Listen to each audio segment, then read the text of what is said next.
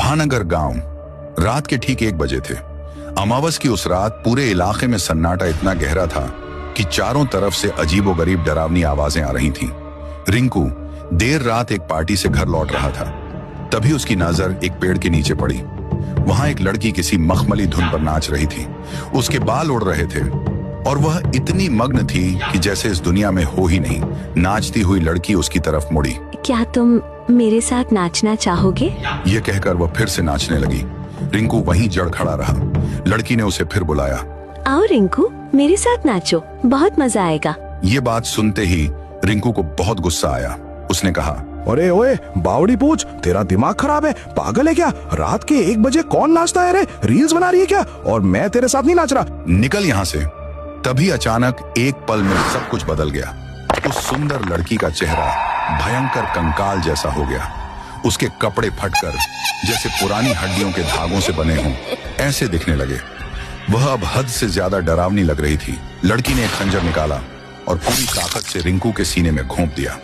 उसके चीथड़े उड़ गए। ज्ञान भाई और अमित भाई अपनी गर्लफ्रेंड से मिलने जा रहे थे और वही लड़की उनके ठीक सामने ठुमके लगाकर नाच रही थी। लड़की अब और भी ज्यादा पागलपन से नाच रही थी।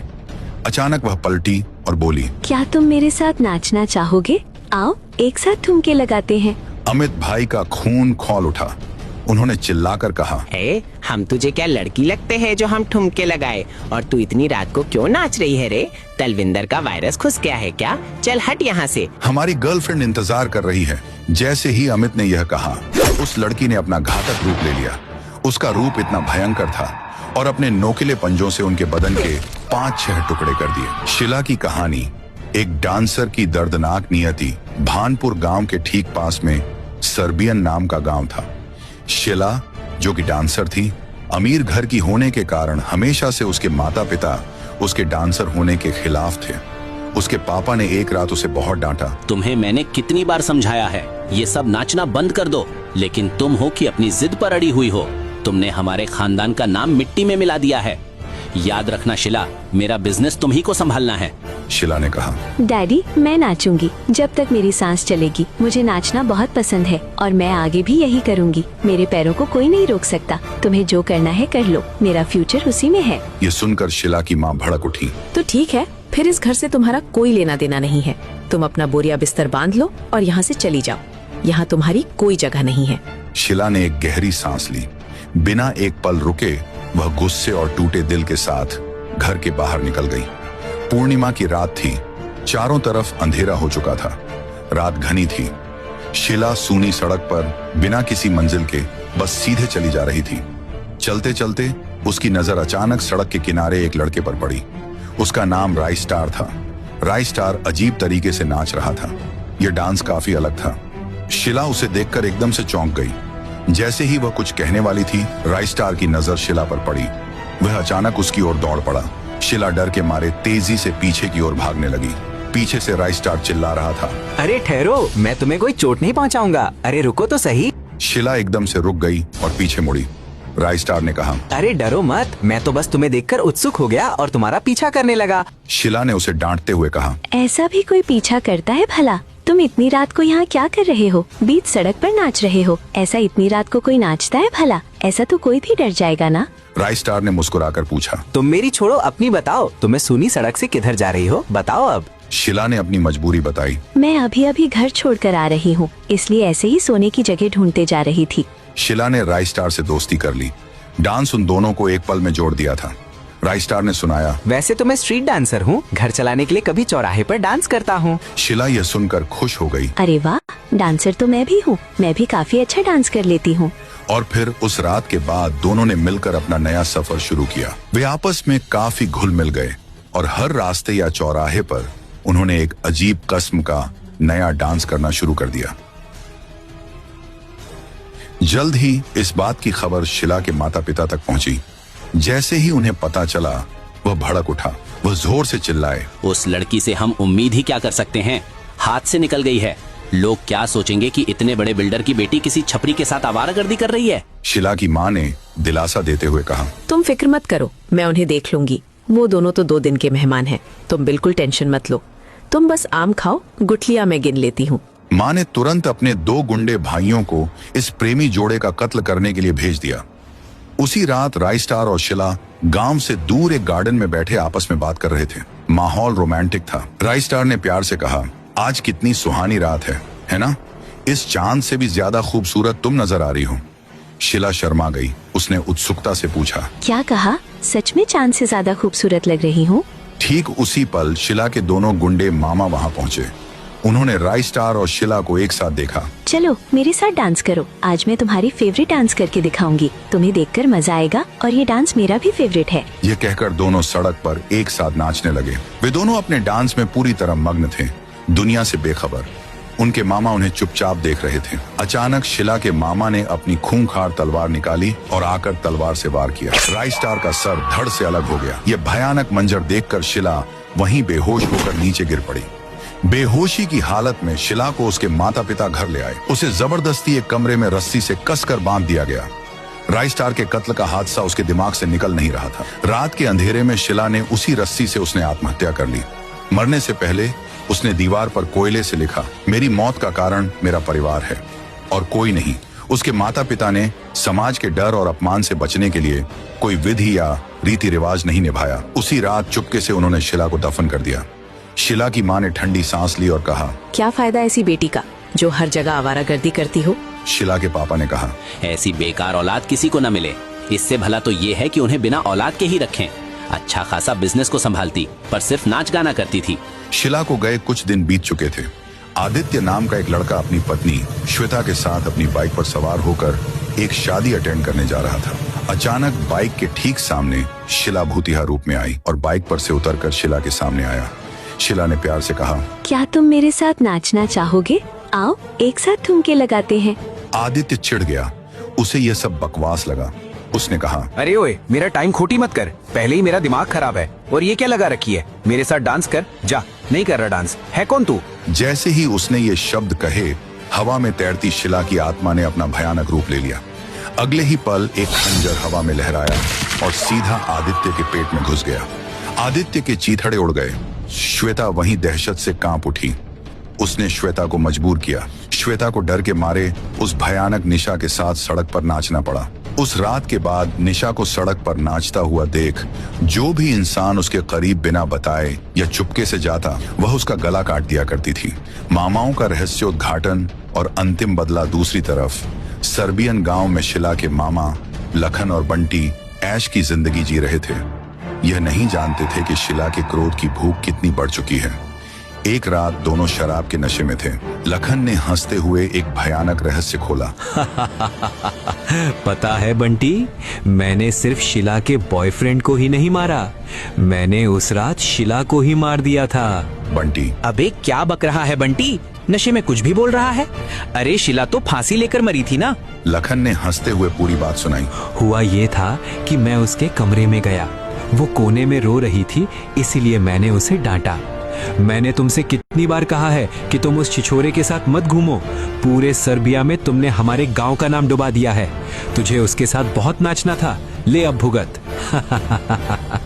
उसके बाद उस साली ने कहा, तुम किससे पूछकर मेरे कमरे में आए? शर्म नहीं आई क्या? आप मेरे पिताजी की प्रॉपर्टी अपने नाम करने के लिए इतना सब कुछ किया है ना? ऐ कहकर उसने मुझे थप्पड़ जड़ दिया। फिर क्या मैं चुप रहता? मैंने कहा, तूने मुझे थप्पड़ कैसे मारा है रे? तुझे अपनी खूबसूरती पर बहुत घमंड है ना? रुक बताता हूँ। बोलकर मैं उसके बदन पर चढ़ गया।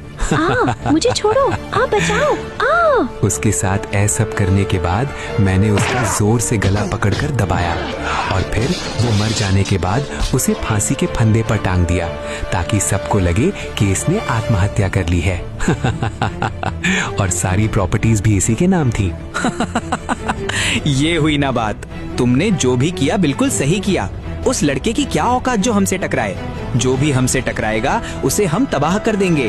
वहीं दूसरी तरफ राइस्टार का बड़ा भाई राजतारा अपने छोटे भाई के हत्यारों की कंप्लेंट लेकर पुलिस स्टेशन में गुस्से से भरा हुआ था। राजतारा गुस्से से पुलिस को डांटा, मेरे छोटे भाई को मार दिया है। पुलिस कंप्लेंट किए हुए कितने दिन हो गए और आप सब हैं कि हाथ पर हाथ धरे बैठे हैं। देखिए सर, इस हफ्ते मेरे भाई की कोई खबर आनी चाहिए, वरना मेरे से बुरा कोई नहीं है। पुलिस ने टालने की कोशिश की और कहा, कोई चोरी की होगी और किसी ने मार दिया होगा। सर, अभी चोरों का कत्ल करना अब आम हो चुका है। मैं फिर भी किसी न किसी को ढूंढता हूँ। राजतारा और पुलिस दोनों बात कर ही रहे थे कि पुलिस स्टेशन के नीचे एक लड़की उन्हें नाचते हुए दिखाई दी। वह खुद शिला की आत्मा थी जो लगातार सड़क पर नाच रही थी। पुलिस वाला ललचाया और बोला, जरूर हमसे कुछ चाहती है, इसीलिए इतनी रात नाच रही है। चलो चलकर देखते हैं। ऐसी छमियां कभी कभार ही देखने मिलती हैं सर। राजतारा ने नाराजगी दिखाई और कहा, आप जाइए वहाँ, मेरा क्या काम। मैं तो पहले से ही परेशान हूँ और तुम्हें भी मेरी कंप्लेंट की नहीं बल्कि उस छन्या की पड़ी है। जाइए, तुम ही जाइए, कब सुधरेंगे। पुलिस वाला तुरंत सीढ़ियों से नीचे उतरकर लड़की के पास चला गया। उसने देखा कि शिला बेहद खूबसूरत थी। खुश होते हुए उसने खुद से कहा, ओहो, इतनी रात को लगता है ये मेरी ही तलाश में है। जाकर देखता हूँ, आज तो मजा ही आ जाएगा। तू अकेली, मैं अकेला। जैसे ही वह पास पहुंचा, शिला ने नाचते नाचते ही अपना खतरनाक वाला रूप धारण कर लिया जो बेहद भयंकर था। उसने अपने खूनी पंजों से पुलिस वाले का सर ही धड़ से अलग कर दिया। पुलिस वाले की भयानक चीख उस रात के सन्नाटे को चीरते हुए हवा में गूंज गई। पुलिस वाले की दर्दनाक चीख अभी भी हवा में गूंज रही थी। पुलिस स्टेशन के अंदर राजतारा दहशत में था। उसने तुरंत सीढ़ियों से नीचे जाकर देखा। पुलिस वाले का धड़ से अलग हुआ सिर जमीन पर पड़ा था और वही खूबसूरत लड़की शिला। राजतारा हैरान होते हुए कांपती आवाज में बोला, तुम जिंदा हो? मुझे तो ये खबर मिली थी कि तुमने सुसाइड कर लिया, और तुम ये सब क्या कर रही हो? शिला की आंखों से खून के आंसू बहने लगे। वह फूट फूट कर रोने लगी। उसके अंदर का दर्द बाहर आ रहा था। राजतारा और ज्यादा कंफ्यूज हो गया। उसने कहा, मैं कुछ समझ नहीं पा रहा हूँ। तुम रो क्यों रही हो? तुम मुझे कुछ बताना चाहती हो तो बता दो। उसकी बात पूरी भी नहीं हुई थी कि अचानक शिला की भयानक आत्मा ने पलक झपकते ही राजतारा के शरीर में प्रवेश कर लिया। राजतारा का शरीर थरथराने लगा। वह अपने शरीर में कई सारे परिवर्तन महसूस करने लगा। उसकी आंखें अजीब सी चमक से भर उठी और उसका चेहरा एकदम से सफेद पड़ गया। अब शिला ने राजतारा के शरीर पर कब्जा कर लिया था। अंदर से एक भयानक गूंजती हुई आवाज आई, शिला, मैं अपना बदला जरूर लूंगी। उन दोनों को कहीं का नहीं छोड़ूंगी। मैं उन्हें मार डालूंगी, उन्हें कच्चा चबा जाऊंगी। हा हा हा। शिला की आत्मा ने अब राजतारा के शरीर को लेकर सीधे उसके मामाओं के घर का दरवाजा खटखटाया। अंदर लखन और बंटी सुकून से सो रहे थे, अपनी क्रूरता के अंजाम से बेखबर। दरवाजे की आवाज सुनकर दोनों उठे। अरे यार बंटी, इतनी रात को कौन हेले दरवाजे पर? पूरा नींद खराब कर दिया। लखन ने टोकते हुए कहा, अबे लखन, जाके देखे तो पता चलेगा कौन है। तो रुक, मैं अभी जाके देख के आता हूँ। लखन सीढ़ियां चढ़कर नीचे आया। उसने राजतारा को देखा जिसका चेहरा अभी सामान्य दिख रहा था। लखन गुस्से में बोला, क्या रे, क्या चाहिए तुझे इतनी रात को? क्यों खामखा परेशान कर रहा है? पता, वरना कच्चा चबा जाऊंगा।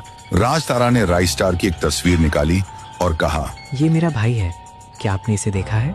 लखन ने उस तस्वीर को देखा और तुरंत समझ गया कि यह वही लड़का है जिसे उन्होंने मार डाला था। अरे तुम क्या सोच रहे हैं? आप बताइए ना, कभी आपने इसे देखा है कि? लखन ने भारी आवाज में झूठ बोला, अब हम नहीं जानते इसे, और तुम्हें हमारा पता किसने दिया? चले जाओ यहाँ से, निकलो।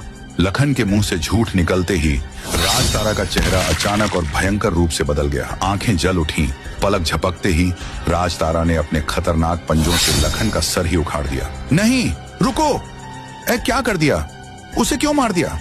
तुम कौन हो, बताओ। राजतारा के अंदर बैठी शिला की क्रोधित आत्मा ने जवाब दिया, मैंने आपका क्या बिगाड़ा था? हम बस एक दूसरे से प्यार ही तो करते थे, लेकिन पैसे और प्रॉपर्टी के लालच में आप दोनों ने हमें मार दिया। अब तू भी मरेगा। राजतारा ने भयानक तेजी से बंटी को पकड़ा और उसे छत की मुंडेर से उल्टा लटका दिया। बंटी गिड़गिड़ाता रहा, जान की भीख मांगता रहा, लेकिन प्रतिशोध में अंधी हो चुकी आत्मा ने कोई दया नहीं दिखाई और उसे छोड़ दिया। वह जोर से चिल्लाते हुए सीधे नीचे जाकर गिरा। बदला पूरा हो चुका था।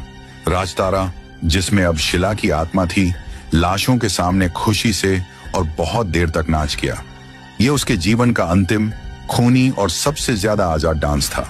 तब से लेकर आज तक जब भी कोई शिला को रोड या सोसाइटी में डांस करते हुए देखा है, वो जरूर मारा गया है।